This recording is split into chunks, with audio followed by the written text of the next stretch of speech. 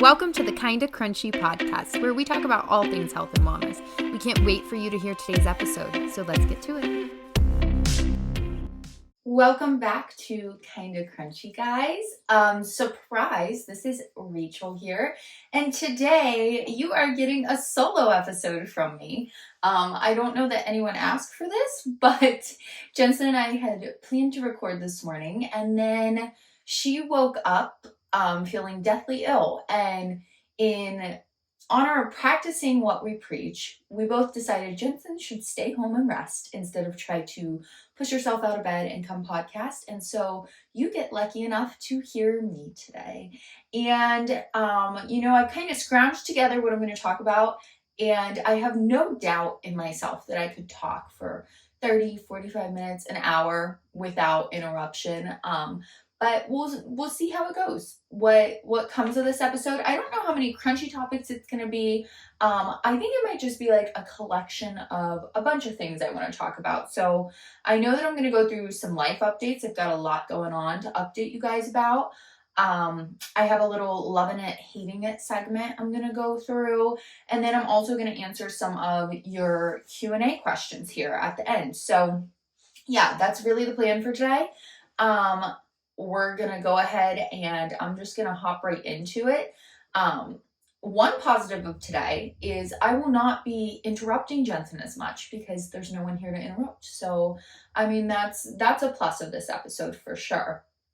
I want to talk to you guys about life. I recently got my first bee sting. I've said on this podcast before, I've never been stung by a bee in my life. Well, Jensen and I'm truly starting to believe if we say something on here like I've never, then we're going to get jinxed with it, because Jensen was talking about how she like never gets sick and then she got sick. So same thing happened with me with the bee sting. There's like a nest of bees where our deck connects to the door that goes onto it.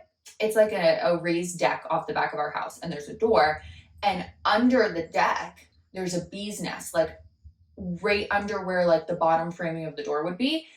And so my husband's tried to get it countless times. He's used all different kinds of things I don't even like, that I'm like, please don't use that chemical in our house, especially because my dog has a doggy door there, and I'm concerned like, oh, a chemical will get on his paw and then track in the house or hurt him or something like that. So anyway, my husband's tried to get it. It has been like impossible because of where they're going. You can't get back in there. He's even like been out there with like tools trying to stab at the nest at his own risk, right? And so we've been trying to get this bee's nest all summer. It's been so annoying because you just open the door and there's a swarm of bees flying in under it, and you like walk into the swarm of bees. Well, I've had no issue walking through them. They're yellow jackets, but they haven't been aggressive or anything because like they just want to go to their nest. So I just walk on past them, even if there's several there, and I've been completely unbothered by them. But a few weeks ago, I went to walk into my house, and I somehow, just by chance, must have like caught one with my foot to step on in the house. And so I shut the door behind me as I was stepping in, and I felt like this pinch as I was stepping down.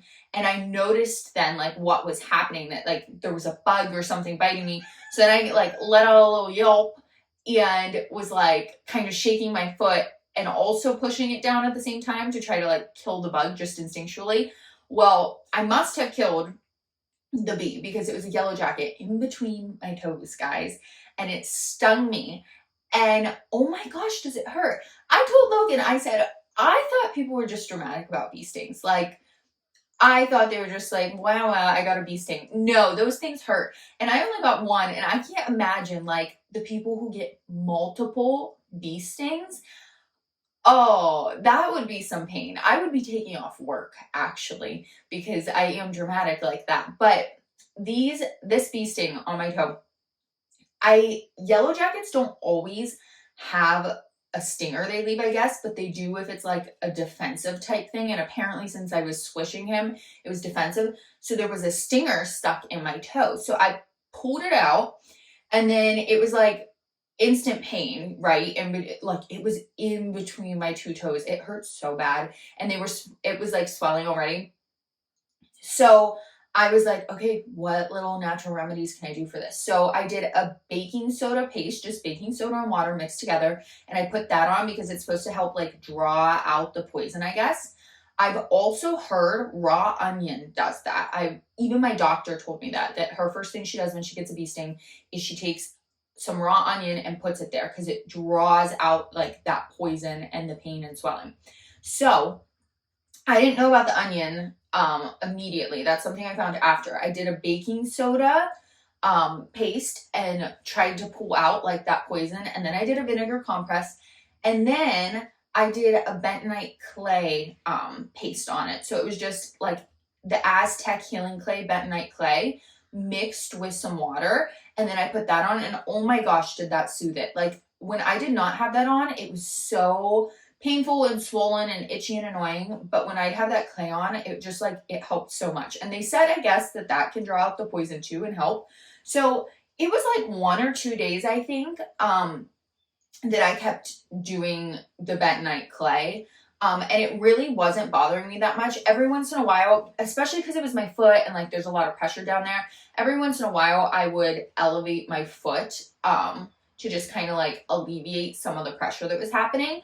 But aside from that, it wasn't that painful. And then like the 3rd day came and oh my gosh, it was just throbbing. I could not stand it. I also had to take a break from working out during this because like it's on your foot where you have a lot of pressure. Even like taking my dog for a walk was painful or like cooking dinner because it was too long on my feet kind of that I needed to get it elevated. Well, then come the 3rd day, it was like worse than ever. And I was like, okay, what's going on? So I decided the swelling had gone down. I was going to do a little inspection of the toe.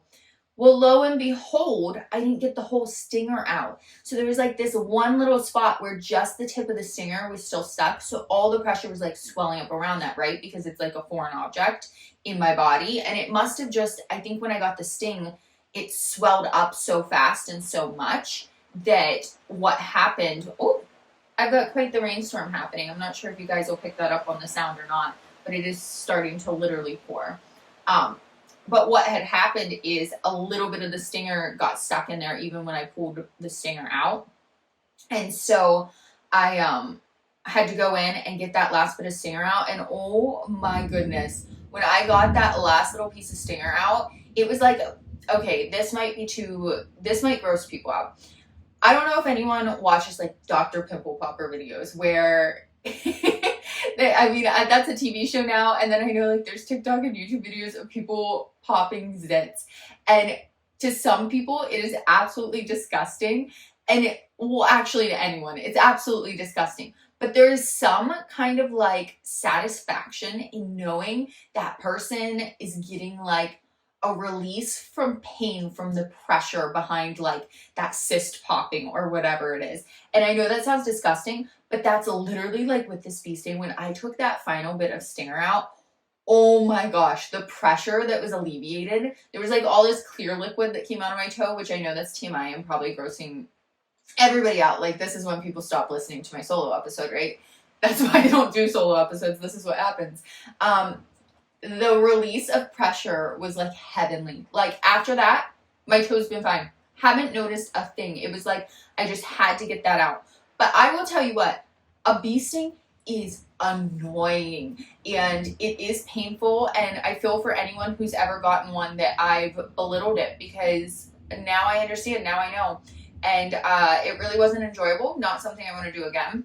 I actually, okay, this is a tangent, but I saw this video recently on TikTok and it was like making me laugh so hard, which it's going to sound sad when I explain it, but you'll understand why. It was about this little boy. He was like 8 and he's allergic to bees. And this was a literal like news broadcast. It wasn't some like mean, funny thing. It was a news broadcast someone was sharing the clip of.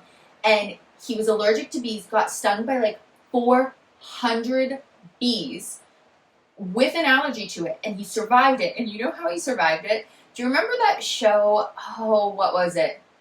It was either Dragon Ball Z or Yu-Gi-Oh! And it was like anime. When I was little, I faintly remember my brother watching it, and then like my husband has talked about it sometimes. There's a thing called going Super Saiyan in it, and it's like a memeable, funny thing these days. this kid, I'm not joking, guys. In the news broadcast, they were saying kid goes Super Saiyan to save his own life when getting stung by 400 bees with an allergy. And they said like he did this thing where he went Super Saiyan, which is essentially, I think, like where like you squeeze your hands really tight and like tense your body and scream bloody murder, from my understanding. And like in the TV show or whatever, the guy like turns into his superpowers or like harnesses his powers through that. But this kid did it. I don't know why he did it, but he did it probably because he was an 8-year-old boy. And they said that it like spiked something in his body to work against the anaphylactic shock that would have happened from all the bee stings with his allergy, and that it literally saved his life to go Super Saiyan. So I just thought that was hilarious, just a fun tidbit. But yeah, I got my first bee sting, and it was absolutely miserable. Other life update. Oh, guys, I told Jensen, I was like, before we knew she was going to be sick and couldn't attend podcasting, we were just talking about life, and I was like, Jensen, I just feel like I could, like, cry on a whole episode with you.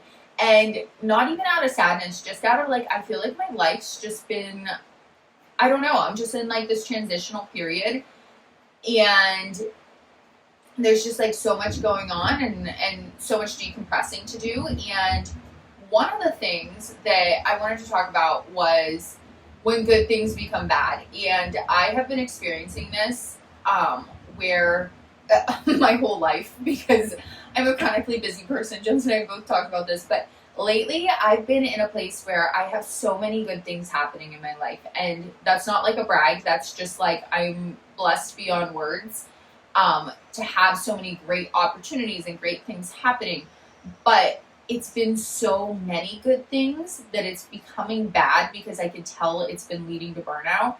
And I've had a couple weekends now for the first time in forever that haven't had anything planned. And I realized like, wow, I need to take time for myself and like rest and self-care and just doing things that I want to and like are important to me.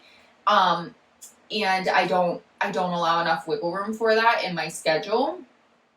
And so I've been having to step back from some things to avoid that burnout. And that sucks, especially when it's like things you love, things you're good at, things you want to be doing. And then it's like you get to a point where you're like, it's too much good stuff. And like it's becoming bad because I'm overwhelmed and I'm not able to deal with it all, or like just like be in a good place mentally or physically or emotionally or any of that. And then to like realize that is the first step. But then to be like, okay, well, what do I pull back on? Because I'm going to feel bad on all of them, especially when you're like, I'm like a type of person that doesn't like to let down people. So if I've agreed to like some sort of commitment and then I have to pull back from it in the name of my own health, I still feel like awful. Like it tears me up. Like I'm letting that person down in some way. Even if they have like no problem with it, no expectation, it's still like, it's just a tough thing to do. And so then really trying to assess your life and being like, what do I cut? What do I keep? And why? It really makes you like take a different look at your life. And so unfortunately, I've had to pull back from some things. The podcast is not one. Lucky you guys. You get to keep hearing me. But there have been some other things in my life, and it's just been, you know, tough decisions, tough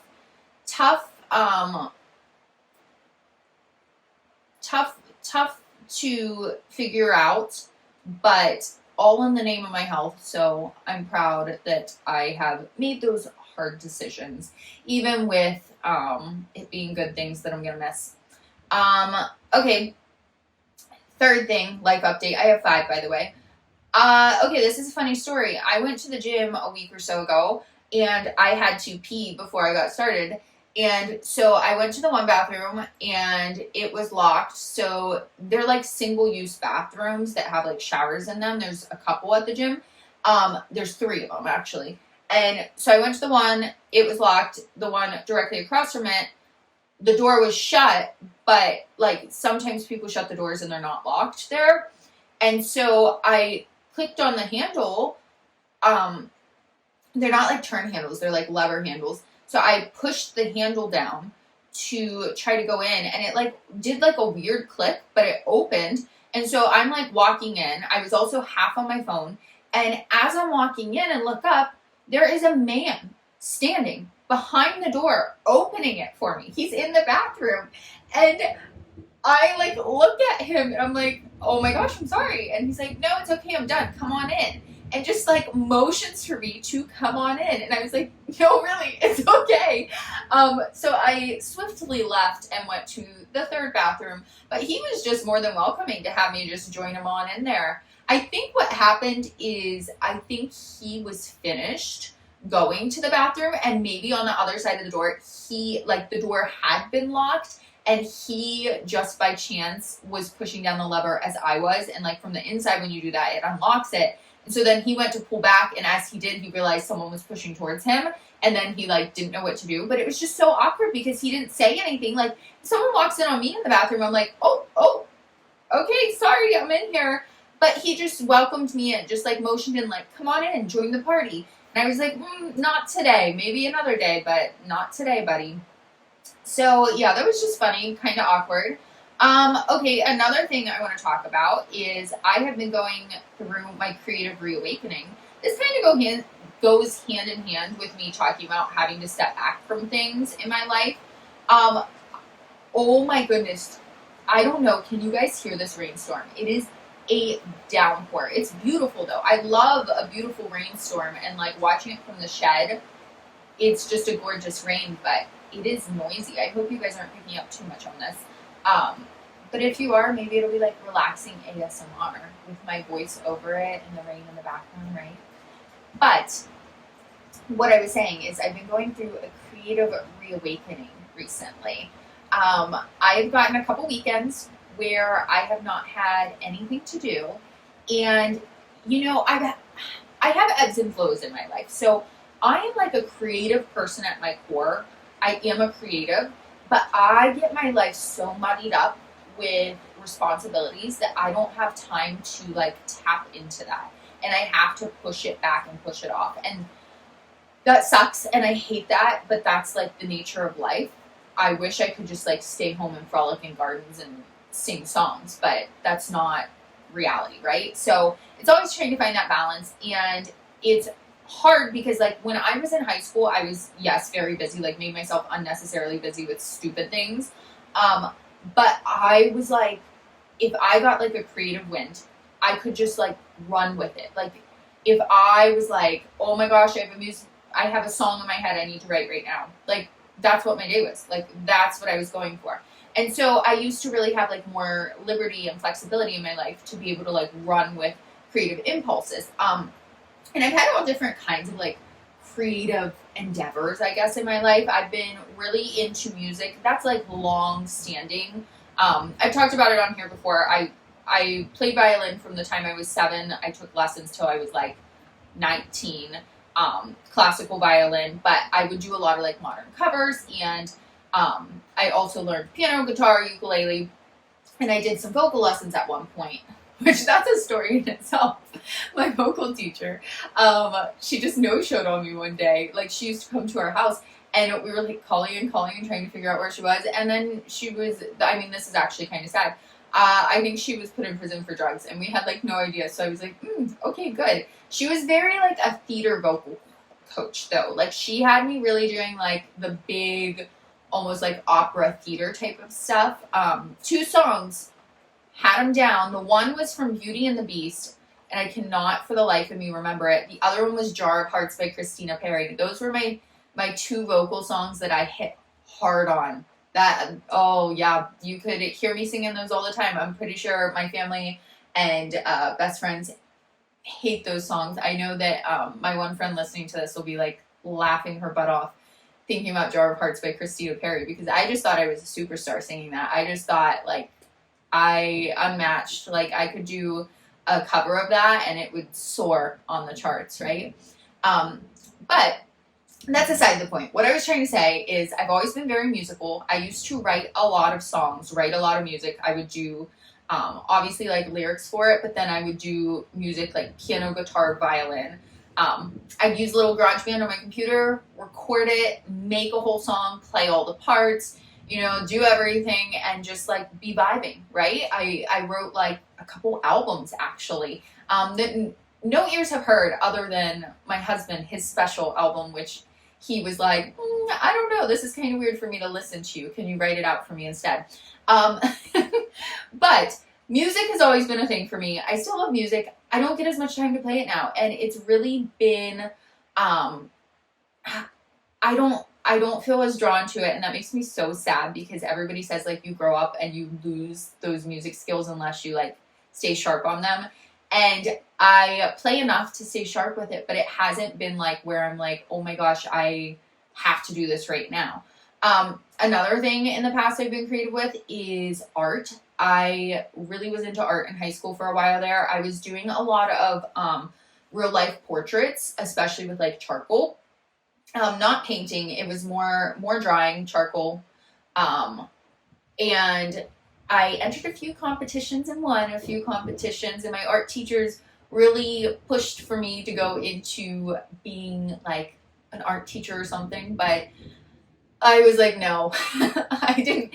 I felt like that would take the joy out of me doing art, having to do it as like a job and teach. And that's always been my thing with anything I love, is like, if I make it into too much of a job, it sucks the joy out of it for me. So that's why, like, even with this podcast, we've been really trying to keep the balance of like, this doesn't have to be like a full-fledged job and a full-fledged thing. Like, it's something we love and we're passionate about, and we do to fill up like our heart and our soul cup, more than doing to like make money or make into a business. And it's hard for me to keep that balance because I love to just like grow things and try to overachieve in them. And I'm glad that I like, with my music, with my art, with that, all the creative things that like I really loved and really filled me up, I've always kind of had like that reserve to be like, no, I don't want to make this into something I hate. Well, so recently, it's been so weird because the thing that has like reawakened my creative spirit and soul has literally been reading, guys. And I know I talked about how much I'm loving reading on a few episodes before this, but I just like a couple months ago started reading fiction books for the first time in probably 10 years. And I always just felt like they were like a waste of my time. Like, I would read like self-help and wellness books because I felt like, oh, that's productive. Like, that's actually doing something for my life. But what I found with reading these fiction books is it's like an escape for me, that I have so much going on throughout the day that to sit down and read like more information about like how to change or alter something is just, I'm not going to read them because it's overwhelming to my brain and it's just too much. So reading fiction has been like such an escape of just like allowing my mind to go to like another story, another place. I told Logan, I was like, it's like watching a movie, except way less like stimulating because you're imagining everything. So it's actually, well, I mean, I guess maybe that's more stimulating in your brain than like watching it, but you don't have the visuals there, you don't have the sounds, you just have the words in your imagination. But the books I've been reading have been so well done that I can literally see like everything crystal clear. It's like a movie in my head I've watched, even though I've only read it. And it's like when you get a really good book and you want to know what happens, the only way to figure it out is to read it. And then I've been like ravenous for these books, but they've also just made me feel so like alive and creative. And I'm just like in this whole other universe in my head. And yeah, it just like hit me out of left field because there's been different things in my life. A lot of times it's like nature or listening to other music or something like that that kind of inspires me and like reawakens that little light of creativity. Also just when I like free up my schedule, it seems to happen. But reading has really been it for me lately. So I've just been like on a creative bender, just going wild, making things, and for no reason other than to create. And I just think there's like something beautiful in that, to just like be making music and writing words and making art and just like feeling alive by it. I really think we were like created to create, and we like push that back and fill our schedule all the time with like other tasks and responsibilities. But when we lean into giving ourselves some time to like really create and like be who we're supposed to and make beautiful things just for the sake of doing it, I just think it like lightens, I don't even know if that's a word. It lightens a little spark in us. Speaking of, I was telling Logan the other day, you know, this might sound way out there, but I was talking about, we have these bodies, but like obviously who we are, like our soul, who we are is not like tied to the body. It is, but it isn't, because when you die, like your body's still here, but obviously that like soul, that you-ness leaves, right? And so I was telling him, I asked like, how do you envision that? And he's like, I never have, like, I haven't thought about this. And I was telling him how I envision it is like this little glowing orb of light that's in us. Like, I don't know, I feel like it's like central to us, like right here in the middle, kind of by our heart, but it's not our heart, right? And this is totally, there is no science behind this, guys. There is no evidence. This is just my visual, that we have like this little glowing orb of light, and that's like us. That's our you-ness, our soul, that's our life glowing. And I was telling him, I feel like when I envision my life and like things happening and myself, I can see that there are things that make that light like brighter and glowing more, and then things that dim it more. And I was just telling him, lucky you, Logan, you're normally the thing that lights it up a lot, along with these other things that are inspiring me. And like I said, like music, nature, lately like reading, there's a lot of other things too. But I just like having that visual. I've had that for years.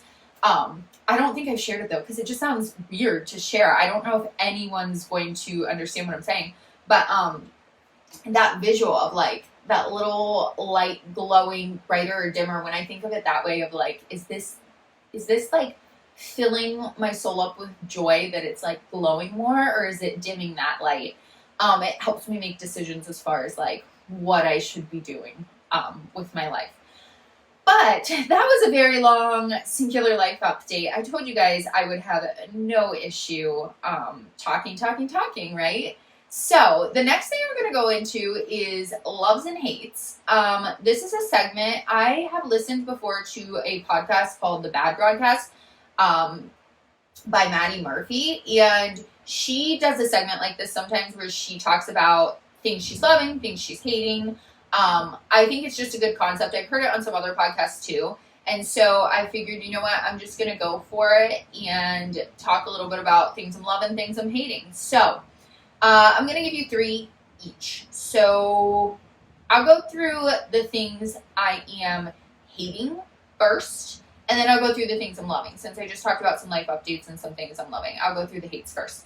So I say this like just loving, hating as a fun nature thing. I'm not like full of hatred for these things. It's just stuff that's been bugging me lately. Okay, so the first one is when restaurants bring out your food separate and you have to wait or are the last one to get your food. I cannot stand this.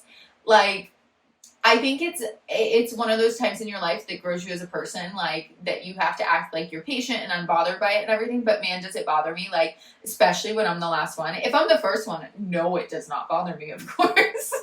But I don't understand, why did they bring the food out separate? And I'm not talking like, oh, they have to just go grab the other plates from the kitchen. I'm talking like they're making it and bringing it, and like this person's done with their meal and you still don't have yours.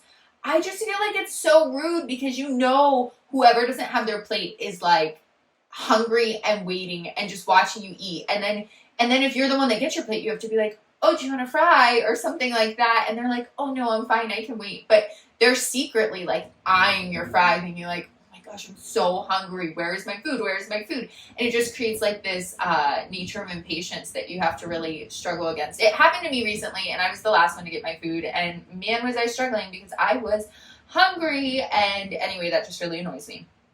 Okay, second thing I've been hating, Instagram. It's like dead to me.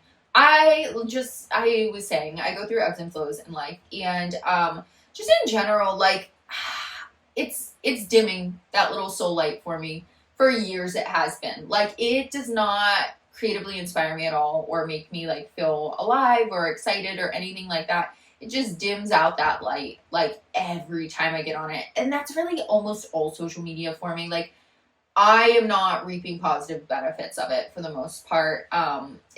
Soul drainers, that's what they've been. I will say the one social media is TikTok. that I like. And I know that's controversial because a lot of people don't like TikTok or think it's like stupid or that you're getting all your info stolen. And maybe so. Maybe they have all the dirt in the world on me, which really isn't much to have. But I'm telling you what, TikTok, that's where it's been at for me lately. I think you have to have balance. During like COVID time, I was definitely addicted to TikTok for a little bit because what else was there to do?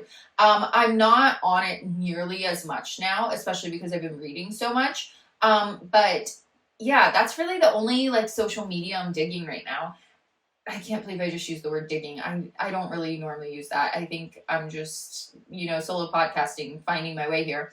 Yeah, I don't know. All the other ones are just draining my soul, and I really feel like just like wiping my grid clean, archiving everything, and like quitting them indefinitely. To be determined. We'll see. Okay, last thing I'm hating. Oh my goodness. When they rearrange the grocery store. I can't stand that. I want to get in and out. I make my grocery list according to how that store is arranged so that I can be so efficient with my time. Like when I'm thinking through the groceries I need for the week, I am putting them in order of how that store's laid out, and I go down the aisles. So I can zoom in there 15 minutes, get groceries for the next week or two. Like I can be so efficient. And then, you have it all ready to go. It's of course when you're in like a big rush, like you have somewhere to be or something. And you're like, oh, I'll just real quick pick up these groceries because I know how quick I can be. You walk in, everything is different. Everything is somewhere else. Oh, it's like a pit in your stomach drops. And I know I think their reasoning is because then it makes you like look at other things you'd scan over. Like they want to keep mixing it up to have you having to look for things. But man, does that irk me. And I don't go grocery shopping all the time now. I do pickup sometimes, or like delivery. It just depending on how busy I am. Grocery shopping is something I enjoy if I have a lot of time to go grocery shopping and just like peruse the aisles. Oh, that would be so much fun then. And I wouldn't care about the store being rearranged. But when it's just like, no, I just need to get in, get out, get my groceries, and that happens. Oh, it's the worst. It is the worst. Okay, so that's 3 things I've been hating. Let's move on to 3 things I've been loving. Okay, the first one, nature documentaries, the ones that are narrated by a really calming male voice. Often it's that British male voice, and I wish I could tell you who, but I cannot for the life of me think of what his name is. And I can't even look it up because my Wi-Fi out here is stinky because of the rain, which isn't that so weird? Does anyone else experience that? Maybe it's just living in rural America, but when it's like really rainy or hazy, my service is not quite as good on my phone or my Wi-Fi. But aside from the point, those nature documentaries, oh my goodness, I love those. It is so hard for me to watch TV and be fully focused on it. Like, I will want to be on my computer or also reading or like on my phone. It takes a lot for me to fully give my attention to a movie or show. It just doesn't do it for me. That's just like background fluff. Like I can't work with music on in the background because that is so distracting for my brain. I cannot focus. But if there's like a TV show or someone talking or something like that, it just like blends out in the background. It's not distracting at all to me. But then it's really hard for me to focus on those things. And I've found though, when we put on one of those nature documentaries, I am like all there because I just like, I can't miss a moment because if you miss a moment, you might miss seeing like the coolest thing ever. And it's just so beautiful, like to see the world and things that you never would. It's just mind boggling. All the types of animals and like nature there is out there that I didn't even know about. Also, on that aside, the ocean scares me to death. I don't know if I've talked about this. I do not like the ocean much at all. I really only will go in ocean water if it's like crystal clear, and I'll go in like up to like my knees or waist if I still can pretty much see my feet. I also want the water to be really warm. So I'm talking like Caribbean or Hawaii or the one time when I went to Siesta Key with my friend in Florida, the water was like that. And they said it was kind of like a fluke. It was just like a really nice time. But that's when I'll go in the water like that. Otherwise, if it's murky, the ocean scares me to death. And you think about like when we go to the beach, we're literally going on like this tiniest, teeniest sliver of it. And it's still like you see people, like sometimes those videos from up above where like the sharks are swimming, or people like get their legs hit by something and you're like, what is it? The depths of the ocean, oh my goodness, I can't even like conceptualize what lives in them. I How deep the ocean goes, the people that go out just like free diving or into the middle of the ocean, or even on a boat, those people that go on a boat for months. I don't even know, guys, if I could do a cruise. I'm gonna be honest. The ocean scares me. And Logan believes I can't swim, which I can swim. I took swimming lessons as a child, and then in school we had even more swimming lessons, and I can absolutely swim. I just in general don't love water. I have been known to panic when I get in the water. But I can swim. I can do multiple strokes of swimming. I'm not going to say well, but I can definitely swim and could swim for an extended period of time. I also hate water because swimming, like chlorine, I'm super sensitive to it. I think I've talked about this before. And so it's always an unpleasant experience for me. If it gets in my nose like chlorinated water, it gives me a headache, it makes my skin itchy, all those types of things. So I mean, like ocean water, definitely better, but I don't like the ocean because it scares me. And a lake's always just kind of like scuzzy. So I don't have a lot of swimming opportunities. A saltwater pool is my ideal, but there aren't many around. Although I was telling Logan there is one at a country club near us, and I was like, we need to join that country club so I can swim in that pool more. But yeah, something I've been loving, nature documentaries. I'm really enjoying them. And it's actually funny because Logan will stay up to like watch a show or watch whatever. And as soon as one of those nature documentaries come on, it puts him right to sleep and keeps me up. So at least I know what puts him to bed. That must be calming for him. And on that note, the other thing I was going to say was something I've been loving are videos that calm my brain, which are not nature documentaries for me. But they are, okay, they're like the most random videos I will find on YouTube and get on like this little train of just like watching them nonstop. And they just like do something calming for my brain. One of them is videos of cars being detailed. Just watching them, like it's like the dirtiest, nastiest car you've seen. And then they go in and they're like taking the seats out, sweeping this thing up, scrubbing the carpet, scrubbing the seats, cleaning the outside. There is something so like calming about it to me, and to just watch them like do the process of cleaning it and then see the end result. Oh, I just love it. I get on like these big kicks of just like watching that nonstop. Other videos I love to watch. Okay, there is a lady on TikTok that live streams every night, and she makes like, she takes cups and puts like acrylic on them with like sparkles and like a epoxy acrylic type of thing. She like spins them on this little wheel, and I think she does like a custom cup each night that someone orders, or someone on the live feed is there like saying, oh, I want these colors and stuff. Her name's Mrs. Dutchy, I think. She's just like some old lady that does it from her house and live streams on TikTok. And she just kind of like talks while she's making these cups. And there's just something so calming about it. I don't have one of the cups, don't want one, don't know anything about them. But every once in a while I just get on like a kick and I can't get off it. Like I'm fully there watching it. Lastly, ducks in water.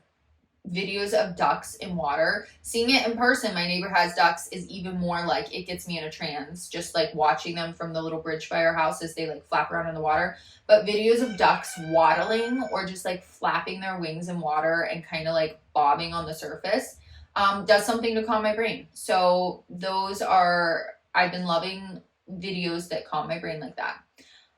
Lastly, I feel like I'm beating a dead horse here because I can't talk about this anymore, possibly. I have been loving reading, just reading. I have been ravenous for books. I recently read the ACOTAR series, A Court of Thorns and Roses. And it's kind of like trending right now. I think the first book came out in 2015 and the last one that was released was like 2021. So it's not like a brand new series. There's like 5 books essentially that tie together with these same characters in the series, and the first 3 are a trilogy, and then there's one that's like a little, I think they call it a novella, maybe. It's like from the different characters' perspectives, and then the last one is from one of the side characters' perspectives, like from the trilogy. And so anyway, the first 3 books I just like was soaring through. They're 80 chapters each, roughly. I think the first one's a little shorter, close to 600 or 700 pages. I was reading these in a day, guys. Like, I was up till 3 a.m. and then waking up at like 6 a.m. to read before work. Like, all I was doing was reading. Logan was like, "Where is my wife? What has happened to you?" And I was like, I can't explain it. I have to know what happens. I can't think about anything else. Like, even then, when I couldn't be reading, I'm thinking about like, when can I read again? I need to know. Yeah, they totally sucked me in. I really was ravenous for them. I needed to know what happened. They're like, okay, so I have been reading fiction books and enjoying those.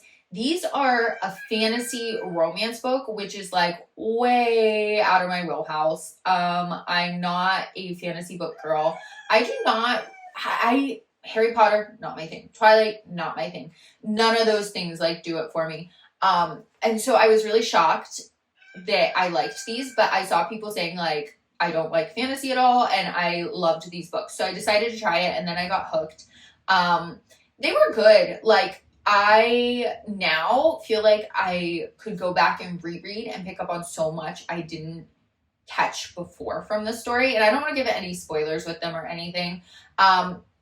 They were like very different than the books I normally read. And I don't know. Like, I don't think it fully converted me to like reading fantasy books. Like, I think I'll go back to just like my normal like fiction novels or like romance, which do I even really have a normal, because I did just start reading. So who knows? I might try a little bit of everything. One of the genres I have been interested to read is historical fiction, like where people write about a time period and it's like a fictional point of view.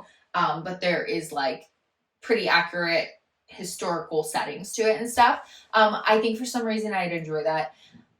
So yeah, anyway, I'm just exploring this whole new world of reading, and I follow a couple like bookstagram accounts on Instagram. That is one thing I've been liking about Instagram, where they share like, these are the books being released this month, or these are like my favorite books. I am on Goodreads now, sharing all my reads on there.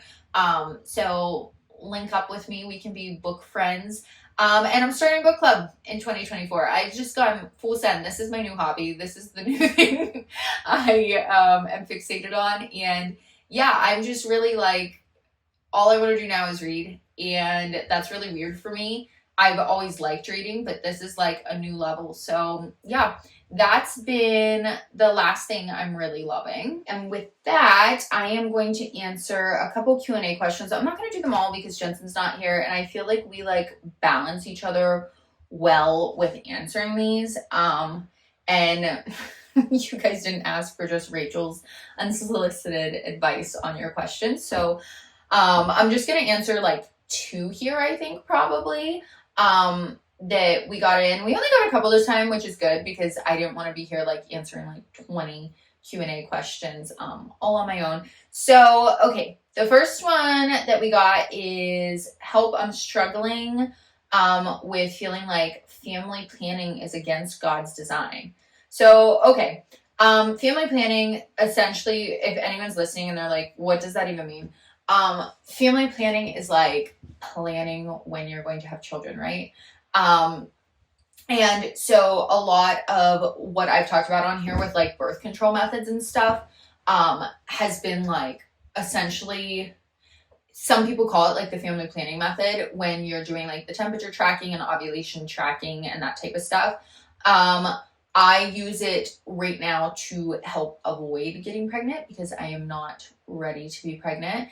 And this is like a tricky question. I don't know if I really have the full answer for this, because I think when it comes to like, okay, so you're saying like God's design and stuff, I think it's like always a personal type of thing. I don't think there's always like straight set answers for everything with this is okay or this isn't okay. Like, I do believe the Bible has things that are like black and white like that. But I think that there are also things then that we kind of get to make choices and our personal convictions play part in. You could say things like drinking alcohol or like that, or getting tattoos. And I know some people would say like, no, those are sinly, or those are against God. And other people would say like, no, it's not. So I think there just plays in like personal conviction there too, with your own faith and like where you feel you are. As far as like family planning against God's design, okay, so I get like where you'd be coming from with that, with feeling like, God should will me to have as many kids as he wants, and like if I'm not supposed to, I won't, and if I am supposed to, I am. I think mindsets like that, I think I first want to say, like, whatever you feel convicted to do, like, that's your conviction, and I have no judgment there. Like, that's between you and God and your husband or spouse. But for me, like, looking at it that way, yes, I think, like, God obviously knows beyond what we know, like, and has plans beyond what we have.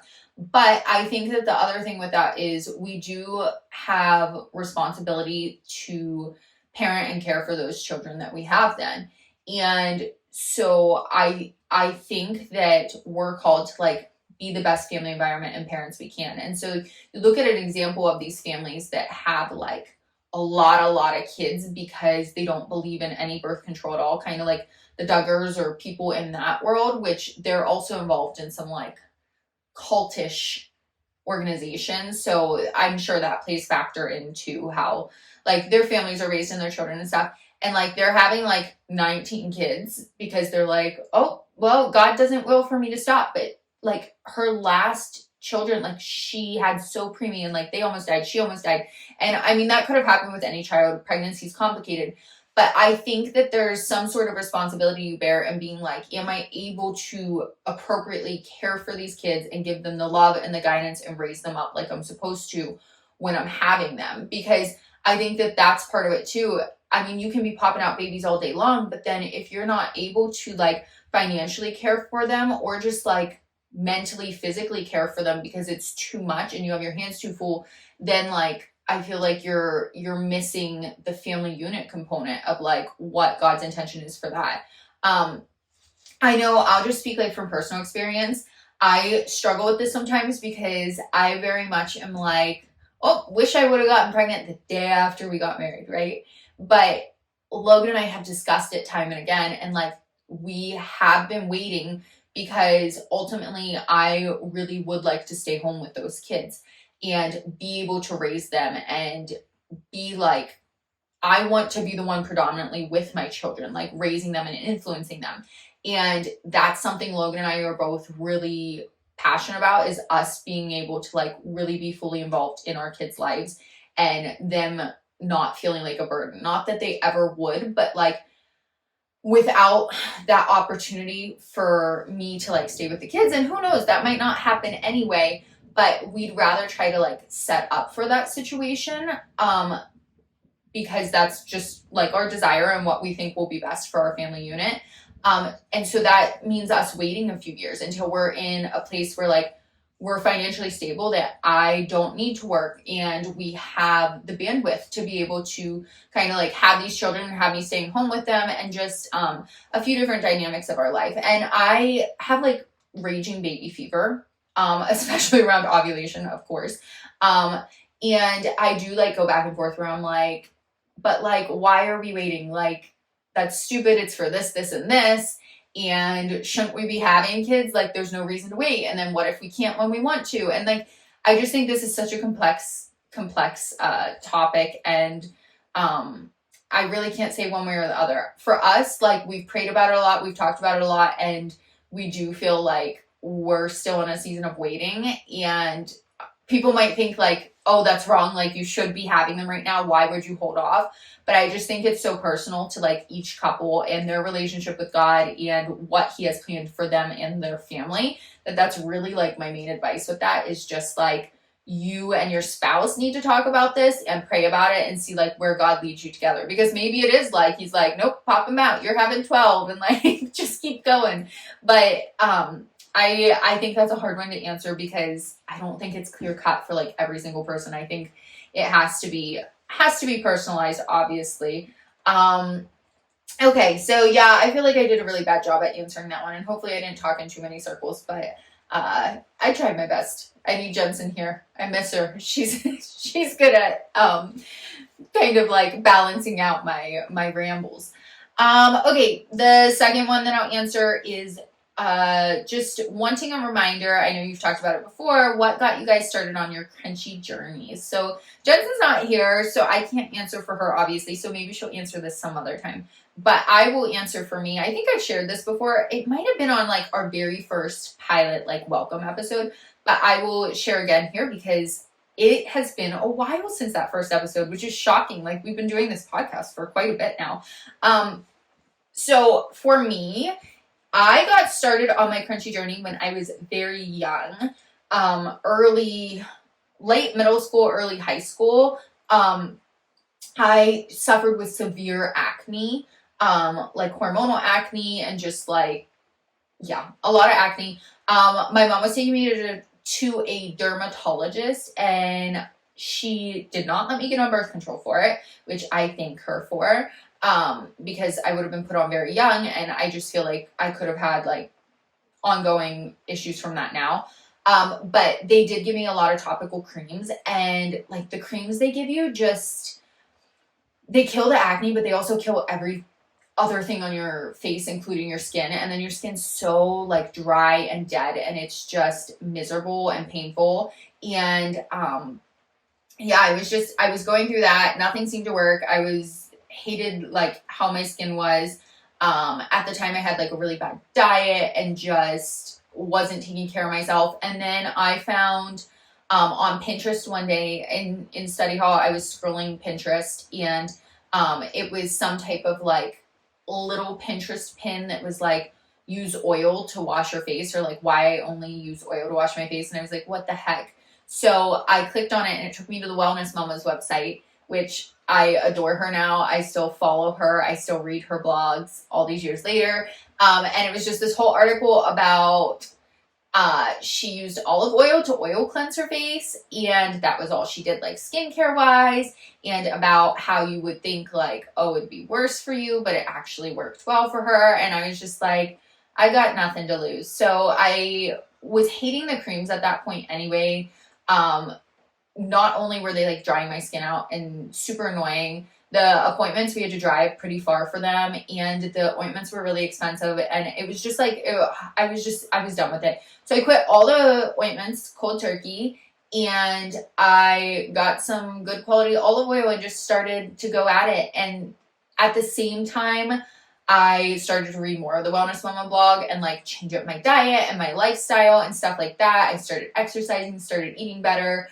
And just like my skin started clearing up, I started feeling better. I was like losing weight. I think I was really helping rebalance my gut and things like that. And I kind of just like spiraled from there into the crunchy world.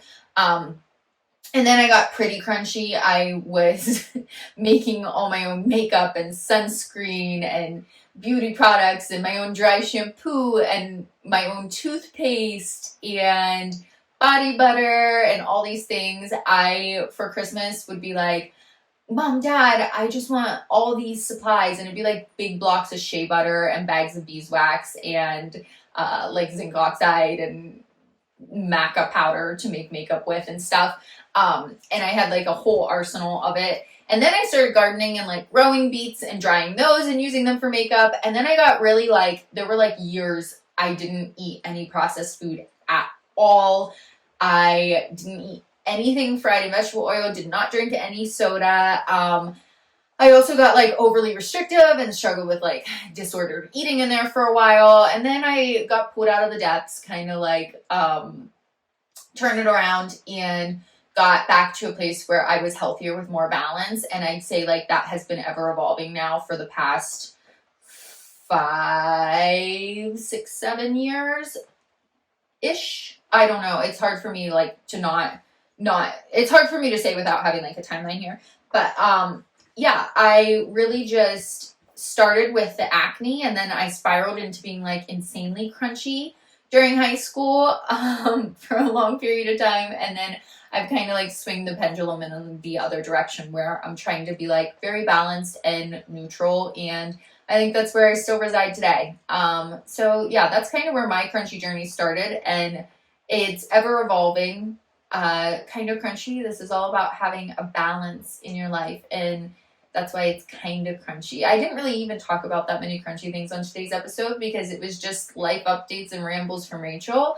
But yeah, we will have coming episodes where we talk on many more crunchy topics. Jensen and I had some really fun episodes planned today, so I'm sure we'll just use those the next time we record. I'm so excited for them. I think you guys are gonna love them. I don't want to spoil them though, so I'm not gonna say. But yeah, thanks for joining me today. I know you didn't plan to come for an hour of Rachel talking on her solo episode, but I hope I didn't bore you too much. And yeah, have a wonderful day, guys. Bye-bye. Remember, although we talk all things health and wellness here, this is not medical advice, and you should always seek out your medical professional for further questions. Thanks again for listening. Please remember to share, comment, and subscribe to help support our podcast.